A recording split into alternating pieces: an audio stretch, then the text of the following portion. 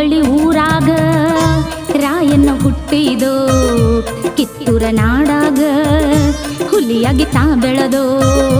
ಸಂಗೊಳ್ಳಿ ಊರಾಗ ರಾಯಣ್ಣ ಹುಟ್ಟಿದೋ, ಕಿತ್ತೂರ ನಾಡಾಗ ಹುಲಿಯಾಗಿ ತಾ ಬೆಳೆದೋ.